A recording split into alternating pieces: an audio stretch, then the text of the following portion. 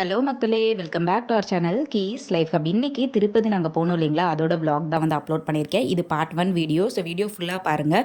உங்களுக்கு தெரிந்தும் தெரியாம இருக்கக்கூடிய நிறைய விஷயங்கள இதில ஷேர் பண்ணியிருக்கேன். நாங்க சேலம்ல தாங்க ட்ரெயின் வந்து ஏறணும். நாங்க புக் பண்ண ட்ரெயினோட பேரு கேரளா எக்ஸ்பிரஸ். இது வந்து டைரக்ட்டா திருப்பதிக்கே போகுது. ட்ரெயின்ல எங்க அப்பா, அம்மா வந்து ஈரோட்லயே ஏறிட்டாங்கங்க. அடுத்ததா நாங்க சேலம்ல வந்து ஏறணும். பாப்பாவுக்கு இதுதான் ஃபர்ஸ்ட் டைம் ட்ரெயின் எக்ஸ்பீரியன்ஸ். அவங்க ரொம்ப எக்ஸைட்டடா ஃபீல் ஆனாங்க. நாங்க புக் பண்ணது ஸ்லீப்பருங்க. அங்க போனது 3rd ஏசிங்க. இதுலயே வந்து தலகாணி, பெட்ஷீட் எல்லாமே குடுத்துருவாங்க. கொஞ்சம் நீட்டாவும் மெயின்டெயின் பண்ணுவாங்க. அதனால தான் இது புக் பண்ணியிருந்தோம்.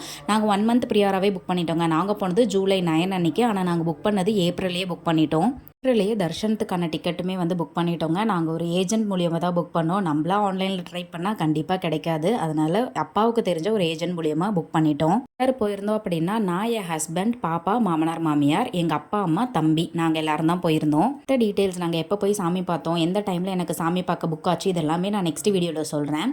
அங்க நாங்க வந்து ட்ரெயின்ல போய் இறங்குனது காலையில 4 மணிக்குங்க. அடிவாரத்துல இறங்குனப்ப அங்க நிறைய ஜீப்ஸ் அவைலபிளா இருந்துச்சு. பஸ் வேணும்னாலுமே இருக்கும். பட் அது டைமிங்க்கு தான் இருக்கும்னு நினைக்கிறேன். நாங்க அதை பத்தி தெளிவா விசாரிக்கல.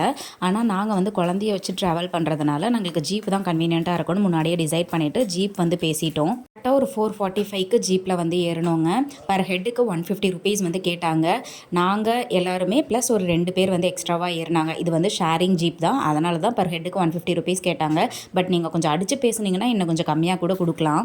குழந்தைய வச்சுட்டு ட்ராவல் பண்ணுறீங்க அப்படின்னா யோசிக்காமல் ஜீப் வந்து ஆஃப் பண்ணிக்கோங்க. ஏன் அப்படின்னா அது நிஜமாவே ரொம்ப கன்வீனியண்ட்டாக ஹேசல் ஃப்ரீயாக இருக்குங்க.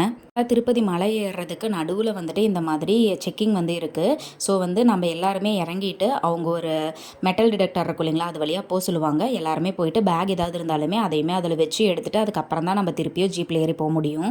அங்கே செக்கிங்க்கு இறங்கின இடம் தாங்க இது. பட் அந்த இடத்துல நிஜமாவே அதுவும் காலையில் 5 o'clock அப்படின்றப்ப சூப்பராக இருந்துச்சு. சுற்றியும் மலை, அப்படியே மக்கள் நிறைய பேர், எல்லாத்தையும் பார்க்கும்போது ரொம்பவே சூப்பராக இருந்துச்சு. கரெக்டாக வந்து நல்லா வெளிச்சம் வரப்ப மேலே போயிட்டோம். ஸ்ரீரங்கநாதரே வைக்கும்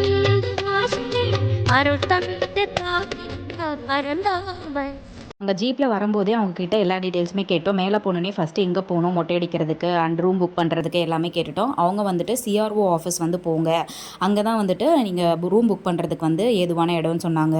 ஒரு டிஃபிகல்ட்டி என்னன்னாங்க, லாங்குவேஜ் பேரியர் தான். அவங்க வந்துட்டு தெலுங்கில் பேசுவாங்க, நமக்கு வந்து தமிழ் தான் தெரியும். பட் எப்படியோ நாங்கள் வந்து புரிஞ்சுக்கிட்டோம்.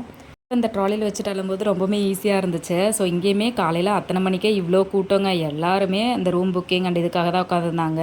ரூம் புக்கிங்லேயே நிறைய டைப்ஸ் இருக்குங்க. ஒன்று வந்து டார்மெண்ட் மாதிரி, அதாவது பெரிய ஸ்பேஸாக கொடுத்துட்டு ஒரு லாக்கர் வந்து கொடுத்துருவாங்க. அது வந்து ஃப்ரீ. ரூம் புக் பண்ணாலும் நீங்கள் வந்து ஆதார் கார்டு முக்கியமாக திருப்பதிக்கு போகணுன்னாலே original Aadhaar card and xerox வந்து 2மே எடுத்துக்கோங்க. கேஸ் உங்கள் பேபிக்கு ஆதார் கார்டு இல்லை அப்படின்னா பர்த் சர்டிஃபிகேட் இல்லைனா டிஸ்சார்ஜ் சம்மரி இந்த மாதிரி ஏதாவது இருந்தால் எடுத்துக்கோங்க ப்ரூஃப்காக. பேபியை வச்சுட்டு நீங்கள் ட்ராவல் பண்ணுறீங்கன்னா ஒரு டிப் வந்து சொல்கிறேன். பேபி கேரியர் இருந்தால் எடுத்துக்கோங்க. எனக்கு அது ரொம்ப லைஃப் சேவிங்காக இருந்துச்சு இந்த ட்ரிப் அப்போது. பேபி கேரியர் வந்து எப்படி வாங்கினேன் என்னன்றது ஆல்ரெடி நம்ம சேனலில் லாங் வீடியோவாக இருக்குங்க. இங்கே டேக் பண்ணுற செக் பண்ணிக்கோங்க. அங்கே வந்து என்ன பண்ணோன்னா ரூம் வந்து புக் பண்ணலைங்க. ஸோ எங்கள் அப்பா வந்துட்டு ரூம் புக் பண்ணுறதுக்காக அங்கே சிஆர்ஓ ஆஃபீஸில் வெயிட் பண்ணாங்க. மற்ற நாங்கள் எல்லாருமே வந்துட்டு மொட்டை அடிக்கிற இடத்துக்கு போயிட்டோம். சிஆர்ஓ ஆஃபீஸ்க்கு பக்கத்துலேயே தான் மொட்டை அடிக்கிற இடம் வந்து இருந்துச்சு. ஸோ மாமா முடியல தான் மொட்டை அடிக்கணும் அப்படின்றதுக்காக என் தம்பியை வந்து மெயினாக வந்து கூப்பிட்டுக்கிட்டோம். மொட்டை அடிக்கிறதுக்கு போகிறதுக்கு முன்னாடி ஒரு கவுண்டர் இருக்குங்க. அங்கே வந்து ஒரு டிக்கெட்டும் பிளேடும் வாங்கிட்டு தான் போகணும். மற்றபடி காசு எதுவும் கொடுக்க தேவையில்லை. பாப்பா வந்து மொட்டை அடிக்கிறதுக்கு முன்னாடி வரைக்கும் நல்லா தான் இருந்தாங்க. திடீர்னு எல்லாரும் பிடிச்சி உட்கார வச்சு தலையில் ஏதோ பண்ணவும் அவங்க லைட்டாக பயந்துக்கிட்டாங்க. ஃபஸ்ட்டு மொட்டைன்றது எல்லா குழந்தைக்கும் இந்த மாதிரி தான் இருக்கும்னு நினைக்கிறேன். குழந்தைக்கு ஃபஸ்ட்டு மொட்டை அடிக்கும் போது மெமரபிள் எக்ஸ்பீரியன்ஸ் ஏதாவது இருந்தால் கமெண்ட்டில் ஷேர் பண்ணுங்கள். எல்லாருமே படிக்கலாம். ரொம்பவே ஹார்ட் வார்மிங்காக இருக்கும். ரொம்பவுமே துள்ளி அழுதாங்கங்க. எப்படியோ எல்லாரும் பிடிச்சி உட்கார வச்சு மொட்டை அடிச்சாச்சு. இருந்தாலும் 2-3 இடத்துல லைட்டாக கீரல் வந்து விழுந்துருச்சு. இதுக்கு எந்த ஃபீஸுமே கிடையாதுங்க. சார்ஜ் எதுவுமே பண்ண மாட்டாங்க. நீங்களா விருப்பப்பட்டு ஏதாவது கொடுக்கறதுனா கொடுக்கலாம்.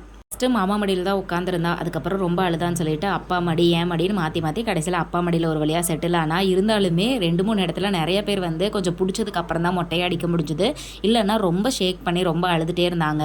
ஆனால் அங்கே மொட்டை அடிக்கிறவங்கள பற்றி சொல்லியே ஆகணுங்க. ரொம்ப நீட் அண்ட் க்ளீனாக வந்து மெயின்டைன் பண்ணாங்க. ஸோ மொட்டை அடித்தோடனேயுமே வந்து தலையை மட்டும் பக்கத்தில் வந்து கழுவிக்கிறதுக்கும் நம்மளுக்கு ஸ்பேஸ் கொடுப்பாங்க. மொட்டையெல்லாம் அடிச்சுட்டு ஒரு வழியாக புது ட்ரெஸ்லாம் போட்டு அம்மனியை வந்து நல்லா சூப்பராக ரெடி பண்ணிட்டேன். வந்து மொத்தம் 5 முடி வந்து கொடுத்தோங்க. அதில் 4 மொட்டை 1 பூமுடி. நீங்கள் வந்துட்டு எல்லாருமே போய் மொட்டை அடிக்கிற இடத்துல உட்காந்து டைம் வேஸ்ட் பண்ணாதீங்க. இன்கேஸ் நீங்கள் ரூம் புக் பண்ணியிருந்தா ஓகே, புக் பண்ணலை அப்படின்னா ஒருத்தர் வந்து ரூம் புக் பண்ணுற இடத்துல கண்டிப்பாக நிற்கணும். ஏன் அப்படின்னா நாங்கள் அப்படி நின்னதுனால தான் 2 ஹவர்ஸ்க்கு அப்புறம் தான் எங்களுக்கு ரூமே கிடச்சிது. மேலே ஏறினதுலேருந்து பாப்பாவுக்கு மட்டும் தாங்க சாப்பிட கொடுத்தோம். நாங்கள் யாருமே சாப்பிடவே இல்லை. அதனால் வந்து பசி எடுத்துக்கிச்சு. அம்மா எள்ளூருண்டை கொண்டு வந்தாங்க. அதுதான் டேஸ்ட் பண்ணிட்டு இருந்தேன். பட் ரொம்பவே சூப்பராக இருந்துச்சு. 5 முடி வாங்குறது அப்படின்றதுனால எல்லாருமே அங்கேயே மொட்டை அடிச்சுட்டு பக்கத்துலேயே குளிக்கிறது இருந்துச்சுங்க. அங்கேயே குளிச்சுட்டாங்க. நானும், என் தம்பி, எங்கள் அப்பா 3 பேர் தான் குளிக்கல. ரூம் போய் குளிச்சுக்கலாம்னு சொல்லிட்டு ரூமுக்கு வந்துட்டோம். ரூம் போகிற இடத்துலேயே வந்து ஸ்ரீ வெங்கடாத்ரி விலாஸ்னு சொல்லிட்டு இந்த ஹோட்டல் தாங்க டாப் நாச். ரூமுக்கு போயிட்டு ரொம்ப சீக்கிரமாகவே ரெடி ஆகிட்டேங்க. இந்த சாரீ வந்து லக்ஷ்மி பொட்டிக்கில் தான் பர்ச்சேஸ் பண்ணியிருந்தேன். எனக்கு கலர் காம்பினேஷன் ரொம்ப பிடிச்சிது. ஆக்சுவலாக திருப்பதியில் உள்ளே போனதுக்கப்புறம் தான் தெரிஞ்சது அங்கே சர்வ் பண்ணக்கூடிய எல்லா உமன்ஸுமே இந்த கலர் காம்பினேஷனில் தான் சாரீ கட்டியிருப்பாங்கன்னு சொல்லிட்டு. சாரீ எப்படி இருக்குன்னு சொல்லிட்டு கமெண்ட்டில் மறக்காமல் சொல்லுங்கள். அப்பா தம்பி 3 பேரும் குளிக்கிறதுக்குள்ள மற்ற எல்லாருமே வந்து ஒரு ஷார்ட் நேப் வந்து எடுத்தாங்க. ஏன் அப்படின்னா எல்லாத்துக்குமே ட்ராவல் எல்லாருக்குமே கொஞ்சம் வயசாயிடுச்சு அப்படின்றதுனால அந்த நேப் வந்து ரொம்ப தேவைப்பட்டுச்சு. சந்தனம் வந்து மறக்காம எடுத்துட்டு போங்க. மொட்டையடிச்சோனையும் வந்து தலை ஏறியும். அப்போ நம்ம இது பூசினோன்னா ரொம்ப குளிர்ச்சியாக ஃபீல் ஆகும். திருமலா திருப்பதி தேவஸ்தானம் போர்ட்லேயே சூப்பர் ரூம்ஸ் அவைலபிளாக இருக்குங்க. நாங்கள் அந்த மாதிரியான சூப்பர் ரூம் தான் எடுத்தோம். எவ்வளோ ரூபாய்க்கு எடுத்தோன்றதை நெக்ஸ்ட் வீடியோவில் சொல்கிறோம். So stay tuned.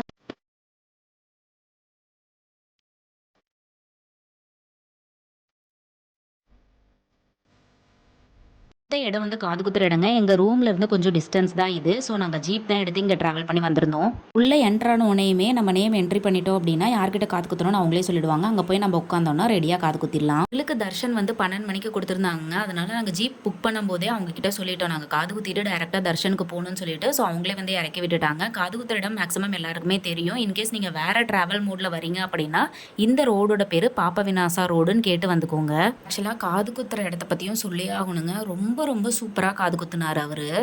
கொஞ்சம் கூட பாப்பாவுக்கு வந்துட்டு ரத்தம் அப்படின்றதே வரவே இல்லை. கரெக்டாக மார்க் பண்ணி கரெக்டாக குத்திருந்தார். கொஞ்சம் மேலே கொஞ்சம் கீழே அப்படி எதுவுமே கிடையாது. பாப்பாவையுமே வந்து கரெக்டாக கண்ட்ரோல் பண்ணி சூப்பராக குத்துனார். எதுவுமே நம்ம காசு எதுவுமே கொடுக்க தேவையில்லைங்க. நீங்கள் விருப்பப்பட்டு காது குத்துறவங்களுக்கு ஏதாவது செய்யணும் அப்படின்னா செய்யலாம். பாப்பா ஸ்டார்டிங்கில் கொஞ்சம் வந்து ஃபோனில் பொம்மை அது இதுன்னு காமிச்சு டைவர்ட் பண்ணோம். அவளுக்கு என்ன பண்ணுறோம் அப்படின்னே தெரியல. மார்க்லாம் கரெக்டாக பண்ணிட்டாரு. அதுக்கப்புறமா சரி தலையில் வந்து மல்லிகைப்பூ போட்டு மாலையாட்ட போட்டுட்டு அதுக்கப்புறமா காது குத்தலான்னு சொல்லி மல்லிகைப்பூ போடும்போது தான் அவள் வந்து தெரிஞ்சுக்கிட்டா. ஸோ நம்மள ஏதோ பண்ண போகிறாங்க அப்படின்னு சொல்லிட்டு.